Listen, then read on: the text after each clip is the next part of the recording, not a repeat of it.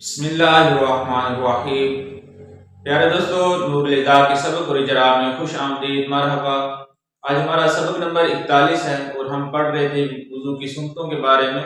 چلیں سبق شروع کرتے ہیں۔ ہمارا وہی انداز ہوگا کہ ہم پہلے عبارت پڑھ کے مسئلہ بیان کریں گے اور اس کے بعد ترکیب اور اجرا کریں گے۔ والاستنشاق بثلاث غرفات۔ اب یہاں تک یہ ایک مسئلہ بیان کیا ہے۔ پہلے ہم نے پچھلے سبق میں ہم نے وضو کی 4 سنتوں کے بارے میں پڑھا تھا۔ آج اس سبق میں ہم 5 سنتیں مزید پڑھیں گے اور یہ جو ہے 5ویں سنت بیان کی جا رہی ہے کہ وضو میں پانی ڈالنا، ناک میں پانی چڑھانا، استنشاق کا مطلب ہوتا ہے چڑھانا۔ تو 3 بار 3 چلوں کے ساتھ پانی ناک میں چڑھانا، یہ بھی سنت ہے۔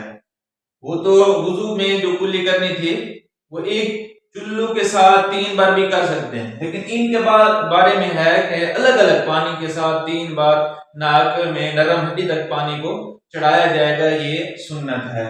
اور ترکیب ہم ساری اکٹھی کر لیں گے کیونکہ ملتی جلتی ہے ساروں کی ترکیب۔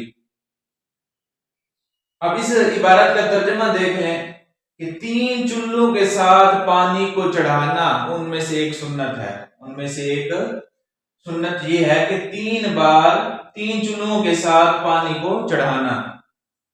والمبالغۃ فی المضمضۃ والاستنشاق لغیر الصائم۔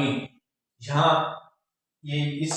سے عبارت جہاں سے پڑھی ہے، یہاں سے لے کے یہاں تک ایک چھٹی سنت بیان کی جا رہی ہے۔ وضو کی سنت یہ ہے کہ کلی کرنے میں اور ناک میں پانی چڑھانے میں مبالغہ کرے گا، زیادتی کرے گا اگر روزے دار نہیں ہے۔ یعنی روزے دار کے علاوہ کے لیے یہ مسئلہ ہے کہ اگر روزہ دار ہے تو روزے میں یہ مبالغہ کرنا درست نہیں ہے، روزہ ٹوٹ جائے گا، خطرہ ہے۔ تو روزہ نہ ہو تو روزے کے علاوہ بندہ ہے تو پھر اس کے لیے یہ سنت ہے کہ کلی میں بھی مبالغہ کرے اور پانی ناک میں چڑھانے میں بھی مبالغہ کرے۔ اب اس عبارت کا ترجمہ دیکھیں کہ غیر روزے دار کے لیے یہ ہے کہ وہ پانی میں کلی کرنے میں اور ناک میں پانی چڑھانے میں مبالغہ کرے۔ ان میں سے ایک سنت یہ ہے کہ مبالغہ کرے کلی کرنے میں، پانی ناک میں پانی چڑھانے میں، غیر روزے دار کے لیے۔ یہاں تک ہمارا ترجمہ بھی ہو گیا اور عبارت میں جو مسئلہ تھا اس کی وضاحت بھی ہوگی۔ آگے دیکھیں وَتَخْلِيلُ اللِّحَةِ الْكَفَّةِ بِكَفِّ مَاءٍ مِنْ أَسْفَلِهَا۔ یہاں ایک اور سنت بیان کر رہے ہیں، 7ویں سنت وضو کی۔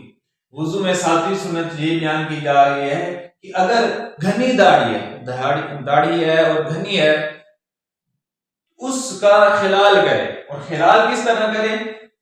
چلو میں پانی لے کر نیچے سے ایسے پانی ڈالے اور اس کا خلال کرے، یہ وضو میں سنت ہے، یہ مردوں کے لیے۔ اب اس عبارت کا ترجمہ دیکھیں، گھنی داڑھی کا خلال ہے، ان میں سے ایک سنت یہ ہے کہ گھنی داڑھی کا خلال کرے پانی کے چلو کے ساتھ، اس کے نیچے سے، یعنی اس گھنی داڑھی کے نیچے سے۔ آگے دیکھیں وَتَخْلِيلُ الْأَصَابِعِ۔ اب یہاں 8ویں سنت بیان کی جا رہی ہے کہ انگلیوں کا بھی خلال کرے۔ یہ جو ہاتھ کی انگلیاں یا پاؤں کی انگلیاں ہیں، انگلیوں کا خلال کرنا یہ بھی سنت ہے، یعنی ایک دوسرے میں ہاتھ ایسے کر لے۔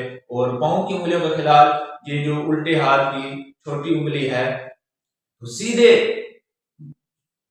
سیدھے پاؤں کی جو پہلی انگلی ہے چھوٹی انگلی، وہاں سے خلال ہر انگلی میں ان کے درمیان ایسے انگلی ڈالے گا، یہ خلال ہو جائے گا۔ اور 9ویں سنت آج کے سبق کی یہ جو آخری ہم پڑھ رہے ہیں، تسلیس الغسل، جو بھی اعضاء دھوئے تو دھونے میں 3 بار دھونا، یہ سنت ہے وضو میں۔ انگلیوں کا خلال کرنا سنت ہے ان میں سے، اور ان میں سے ایک سنت دھونے میں تسلیس ہے۔ اب یہاں ہمارا سارا ترجمہ بھی ہو گیا، عبارت کا مسئلہ بھی ہم نے بیان کر دیا.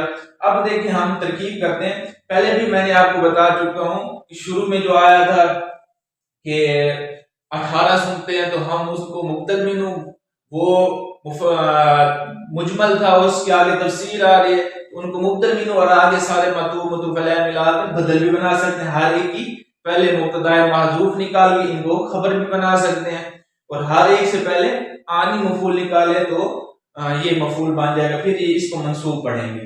والاستنشاق پر جو پیش آ رہا ہے والاستنشاق یہ نون ہے. والاستنشاق جو ہے اس پر جو پیش آ رہا ہے یہ کیونکہ خبر اس کو بنائے تو خبر ہونے کی وجہ سے یا عطف کریں پیچھے تو عطف ہونے کی وجہ سے اس پر پیش آ رہا ہے.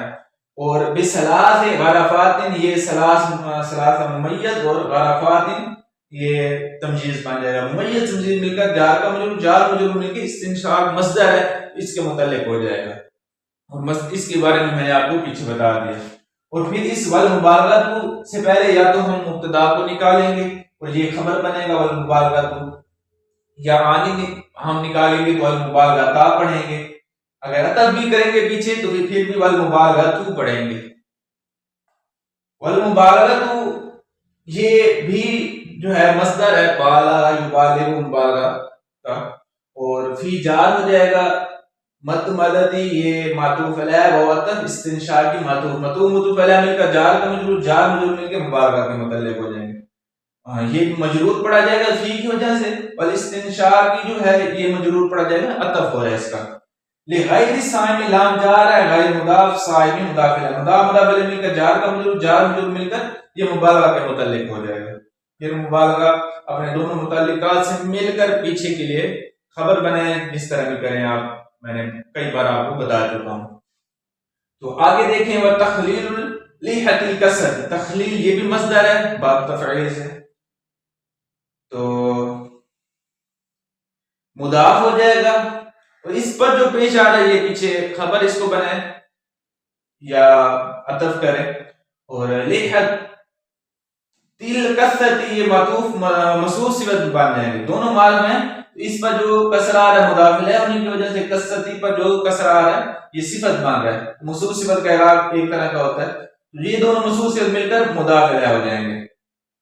اور باجار کفن مائن یہ دونوں مصروف سے مل کر باجار کا مجرور جار مجرور مل کر یہ بھی مصدر کے متعلق ہو جائیں گے. اور من اسفلھا من جار اسفل مضاف حاضر مضاف الیہ مضاف الیہ مل کر جار کا مجرور اور جار مجرور مل کر یہ بھی مصدر کے متعلق ہو جائیں گے. اور مصدر مضاف پر مضاف الیہ اور دونوں متعلقات سے مل کر یا تو ہم مبتدا محذوف کی خبر بنا دیں گے اس سے پہلے جو مبتدا نکالیں گے یا اس کا عطف کر دیں گے. اور وتخلیل الاصابع تخلیل پر جو ہم پیش پڑھے اس کا پیچھے عطف کریں یا اس سے پہلے مبتدا نکالیں گے. اصابع مضاف الیہ مضاف الیہ مل کر خبر بن جائیں گے، خبر ہونے کی وجہ سے پیش آیا. اور اصابع پر جو زیر پڑھ رہے ہیں مضاف الیہ ہونے کی وجہ سے. تسلیس پر جو پیش آ رہا ہے اس کو ہم خبر بنائیں یا عطف کریں اس وجہ سے پیش آ رہا ہے. اور غسلی یہ مضاف الیہ ہو جائے گا، مضاف الیہ مل کر یہ بن جائیں گے خبر پیچھے کے لیے. یہاں تک ہمارا سبق اور اجرا مکمل ہوا. امید ہے کہ آپ کو سمجھ آ گئی ہوگی. پھر انشاءاللہ الکریم اگلے سبق میں دوبارہ ملیں گے، تب تک اجازت. السلام علیکم ورحمۃ اللہ.